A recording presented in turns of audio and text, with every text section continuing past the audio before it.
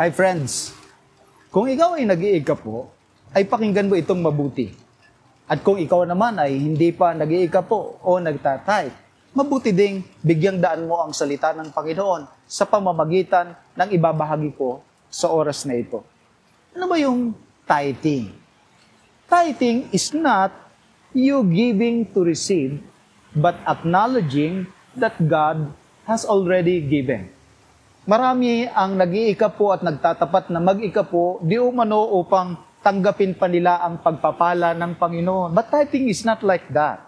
Tithing is acknowledging that God has already given His blessings to you. Ito ang sabi sa Genesis 28:20. At si Jacob ay nagpanata na sinasabi, kung sa akin ang Diyos at ako'y iingatan sa daang ito na aking nilalakaran. At ako'y bibigyan ng tinapay na makakain at damit na maisusuot, na anupat ako'y makabalik na payapa sa bahay ng aking ama, ay ang Panginoon nga ang magiging aking Diyos. At ang batong ito na aking itinayo na pinakaalaala ay magiging bahay ng Diyos, at sa lahat ng ibigay mo sa akin ay walang pagsalang, ang 10 bahagi ay ibibigay ko sa iyo. Napansin niyo po ba yung talata? Kung bibigyan siya ng Panginoon, lahat ng ibibigay sa Kanya, walang pagsalang, ang 10 bahagi ay ibabalik ni Jacob doon sa ating Panginoong Diyos. So tithing is not that you will be able to receive more from God. You may, but tithing is basically acknowledging that God has already given. Nagbigay na yung Diyos. Hindi naman po kayo hinihilingan na magbigay hanggat walang ibinibigay na mauna ang ating Panginoong Diyos sa atin. At kung kayo naman po ay nauna ng binigyan ng ating Panginoong Diyos, huwag naman po tayong maging madamot at huwag naman tayong maging makasarili sapagkat ito ay hindi na nabibilang sa atin, kundi sa ating Panginoong Diyos. Pangalawa, tithing is not me trying to be faithful, but confirming the faithfulness of God.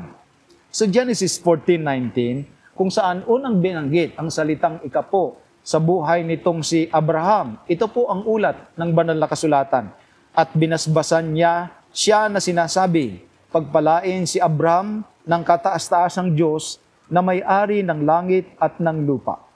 At purihin ang kataas-taasang Diyos na nagbigay ng iyong mga kaaway sa iyong kamay. At binigyan siya ni Abram ng 10 bahagi ng buong samsam. Tithing is not us trying to be faithful, but we are confirming God has been faithful. It is the faithfulness of God that gives us the ability to give back to Him. Yan po, naunang pinagpala itong si Jacob, naunang pinagpala itong si Abraham. And lastly, tithing is not me being generous, but it is me being obedient.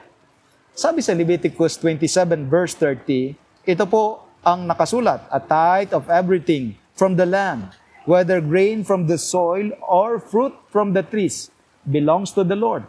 It is holy unto the Lord. Sa verse 32, the entire tithe of the herd and flock, every 10th animal that passes under the shepherd's rod, will be holy to the Lord. Yung pong pag-iikap po natin ay hindi dahil tayo lang ay masagana na at meron na tayong extra, o di kaya naman nagiging mapagbigay tayo at generous tayo sa ating Panginoon o sa church. Because for one, we cannot outgive the generosity of God. When we give tithe, it is us being obedient to His command, to His calling for us that we should tithe everything that we receive as increase ng ating mga paghahanap buhay, ng ating sweldo, at ng ating mga bakahan o ng ating mga pag-aari. Ang tithe, mga minamahal, ay panawagan upang tayo'y maging tapat sa Diyos na palagi ang tapat at nagpapala sa atin on a daily basis. Huwag po tayong manghinawa sa pagtatapat sapagkat ang sabi sa unang Korinto Kapitulo 15 talatang 58, balang araw ating tatanggapin ang gantimpala na ipinangako ng ating Panginoong Diyos sa kanila na nagtiwala sa Kanya na tapat araw-araw. Because even now, we can live God's Word in this world.